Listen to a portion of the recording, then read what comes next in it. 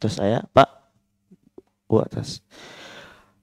Alhamdulillahirabbil alamin wa bihi nasta'inu ala umuri dunya waddin. Asyhadu an la ilaha illallah wahdahu la syarikalah wa asyhadu anna Muhammadan abduhu wa rasuluh. Amma ba'du. Para hadirin jamaah Masjid Ar-Risalah yang dirahmati Allah Subhanahu wa taala, izinkan mengisi waktu karena Al-Ustadz Maman Abdurrahman berhalangan hadir. Jadi mudah-mudahan bisa dimaklum, dan untuk mengisi waktu kita ada kajian sedikit, mungkin beberapa menit saja. Untuk materinya, mari kita baca terlebih dahulu Al-Quran Surah Hud ayat 114. A'udzu billahi minasy syaithanir rajim.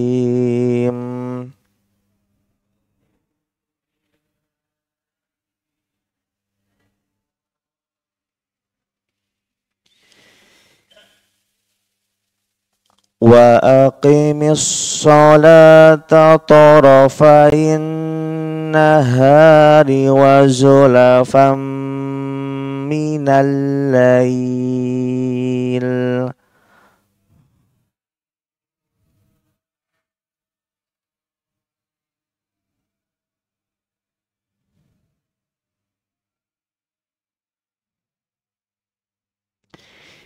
Innal hasanati yudhibnas sayyiat.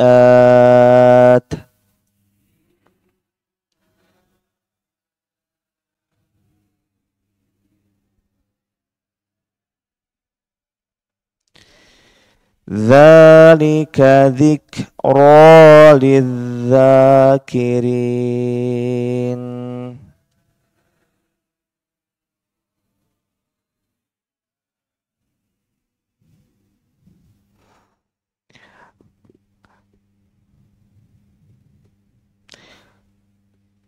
Bapak Ibu jamaah semuanya, kita tentu dalam keseharian dalam Islam kita dianjurkan untuk meninggalkan keburukan.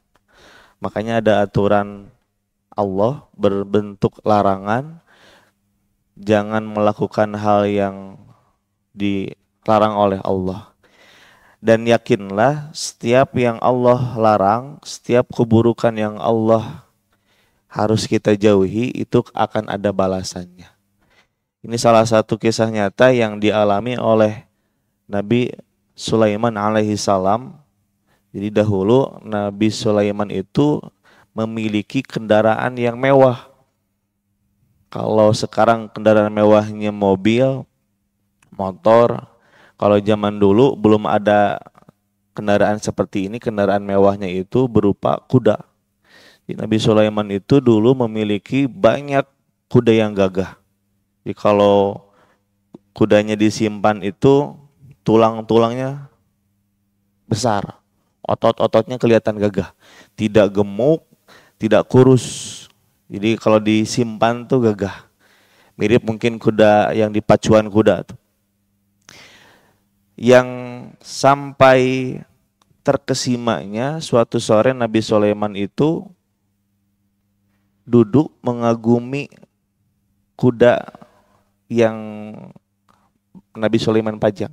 Sampai akhirnya Nabi Sulaiman pun melewatkan waktu sholat asar. Saking mengagumi punya kendaraan yang bagus, punya kuda yang bagus, Nabi Sulaiman pernah sampai melewatkan waktu sholat. Jadi kebablasan gitu, melihat keindahan kendaraannya itu berupa kuda. Sampai Allah pun menegurnya dan Nabi Sulaiman pun menyadari kesalahannya. Maka Nabi Sulaiman pun menyembelih seluruh kendaraan yang dimilikinya. Jadi kuda-kuda yang tadi dibanggakan itu disembelih, dikembalikan kepada Allah Subhanahu wa taala.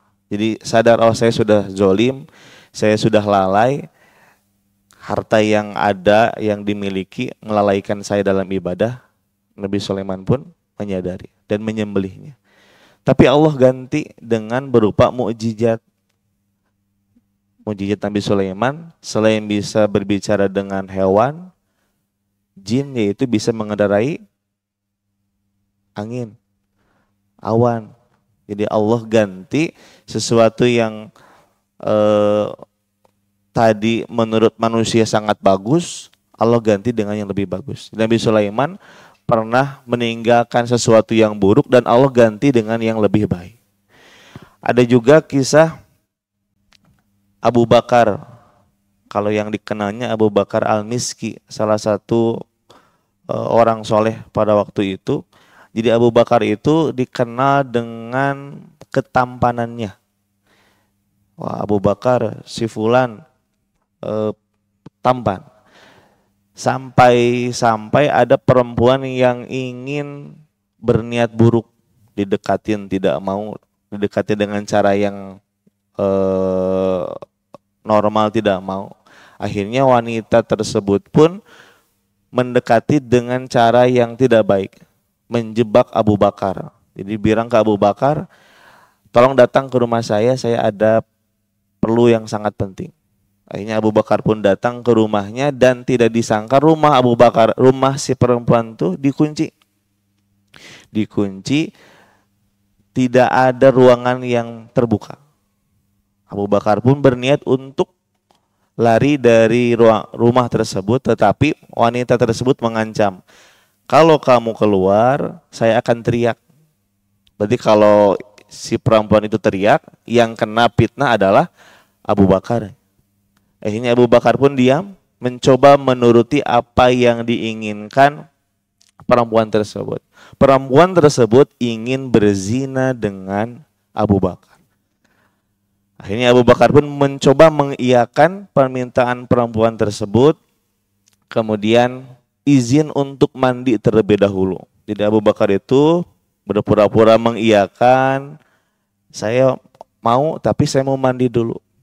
Ketika Abu Bakar ke toilet, ke WC, beliau punya ide untuk mengotori seluruh badannya dengan kotoran manusia. Di WC-na benar-benar dibuka, udah kapungkeun matasan nganggo tembok.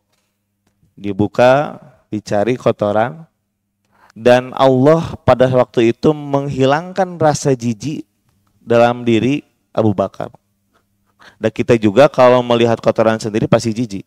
Jangankan milik orang lain, punya kita pun pasti jijik. Tapi pada saat itu Allah hilangkan rasa jijik terhadap kotoran demi menjaga harga dirinya. Lalu Abu Bakar pun mengotori seluruh badannya dengan kotoran tersebut.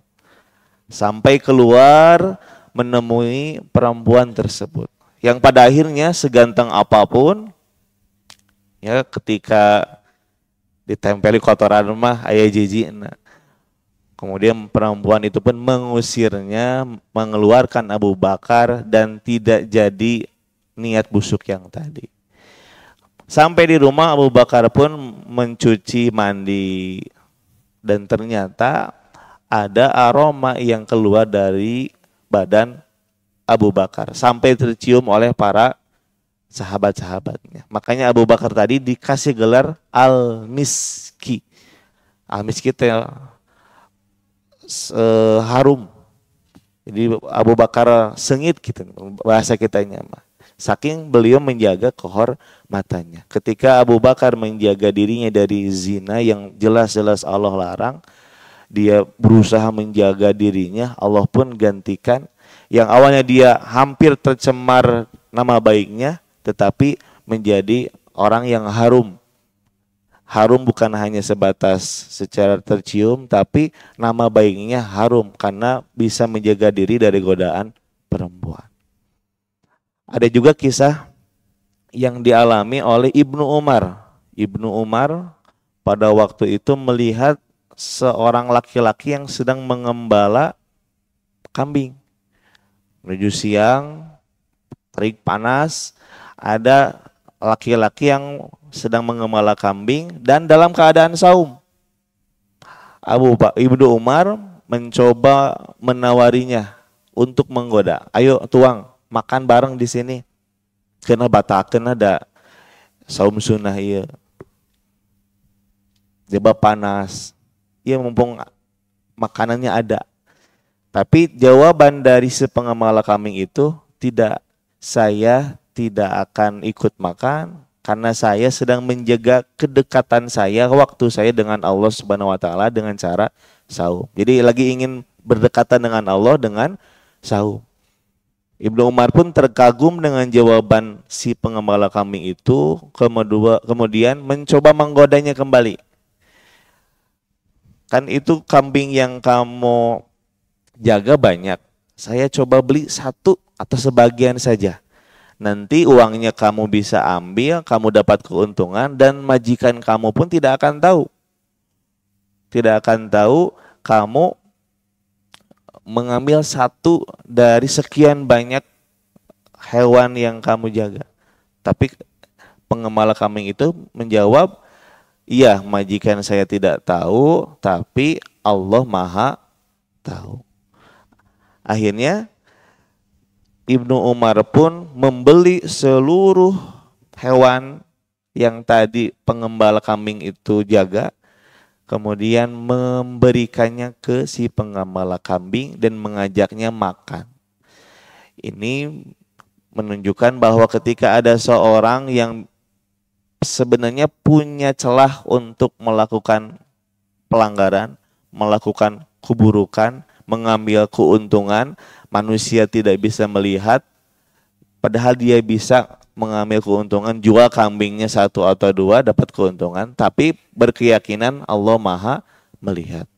Akhirnya Allah pun balas dengan balasan yang begitu banyak.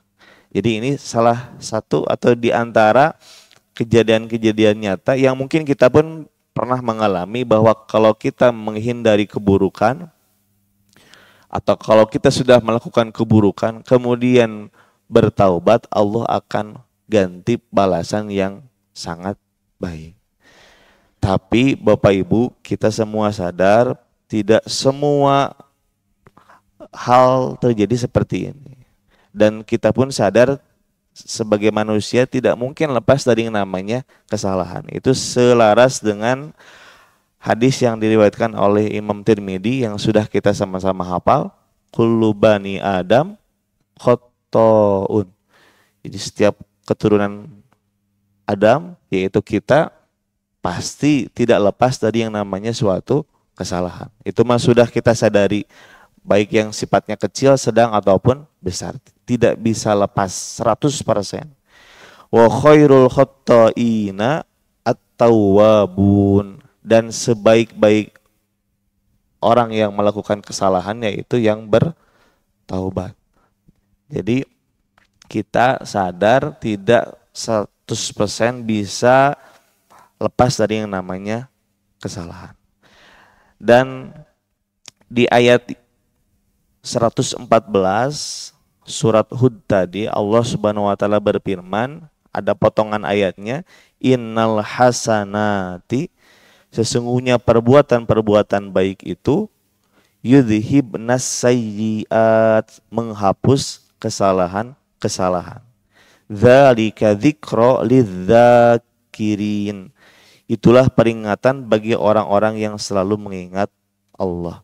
Jadi ketika kita memahami hadis dari At-Tirmidzi tadi, bahwa manusia itu tidak bisa lepas dari kesalahan, dalam Quran surat Hud ayat 114 kita pun diarahkan bagaimana mensiasati, menyikapi kesalahan itu, yaitu dengan melakukan perbuatan-perbuatan baik. Dan kalau kita renungkan dari hari ini, kita sholat subuh itu kebaikan. Ketika sholat subuh berzikir itu kebaikan. Kita ada istighfar di sana, ada memuji Allah.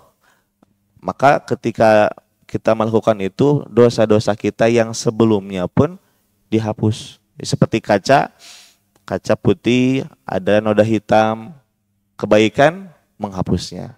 Ada noda hitam lagi setelah sholat subuh, pagi-pagi, siang ada dosa lagi, ada sholat duhur, dihapus lagi.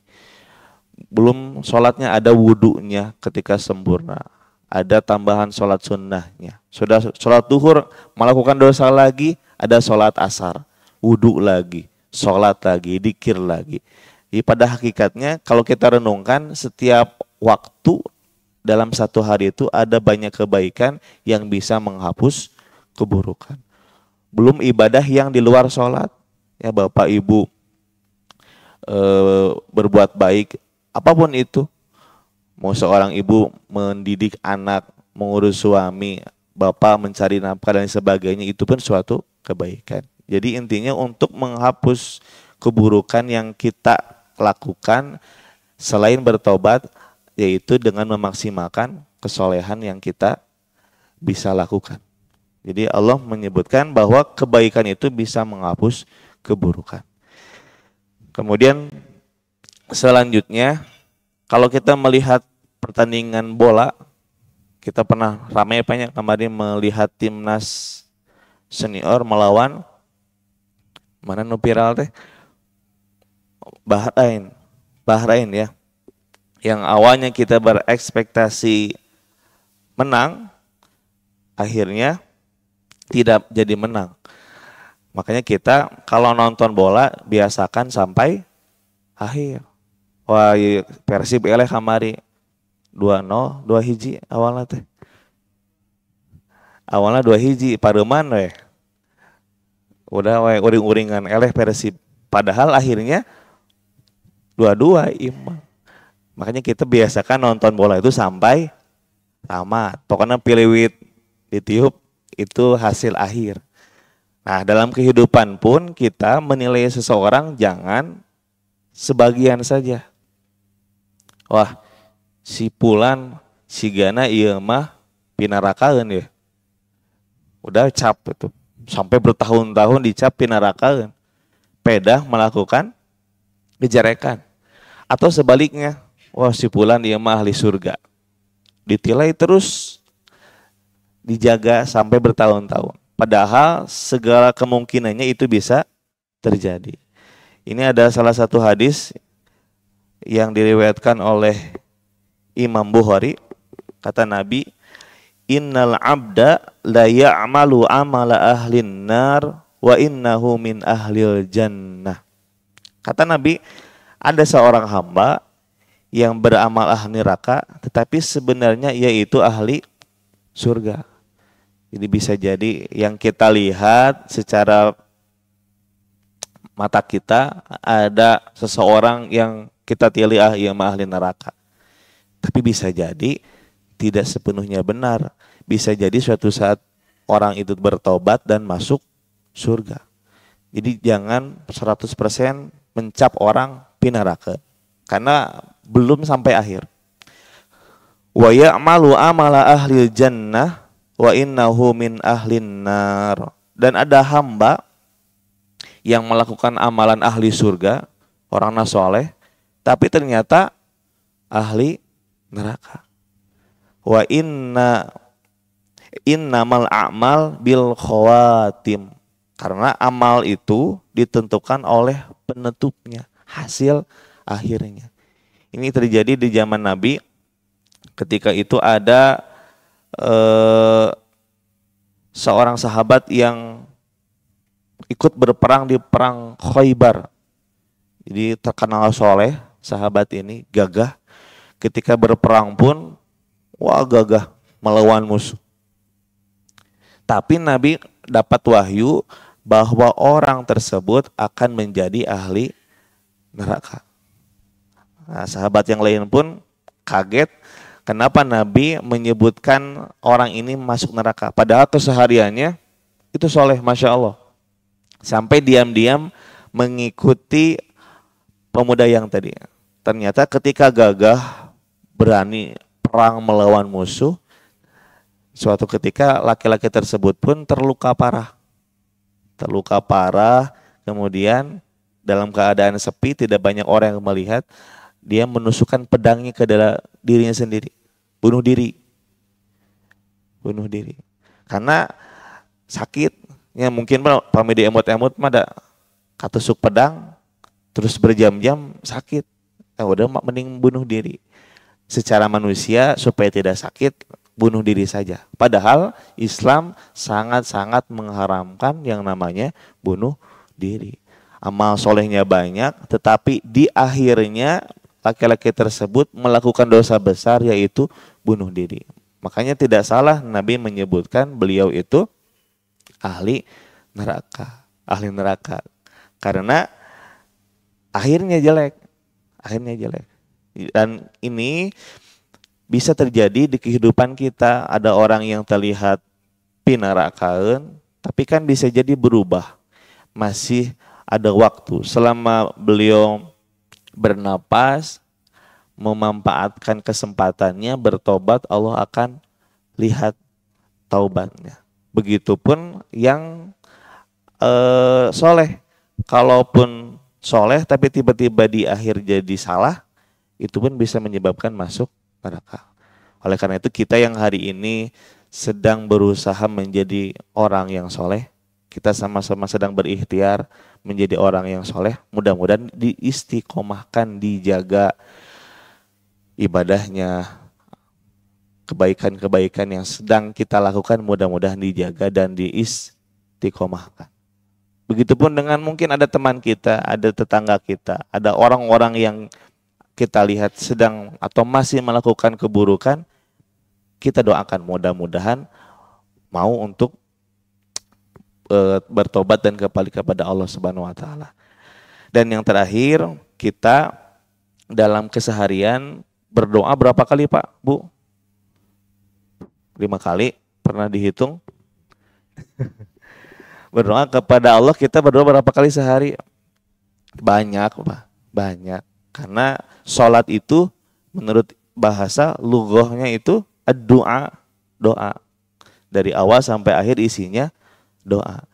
Dan kita sebagai muslim berdoa itu suatu keharusan.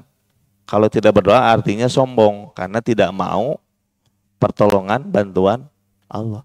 Kita dalam sholat itu banyak meminta doa. Tapi doa yang paling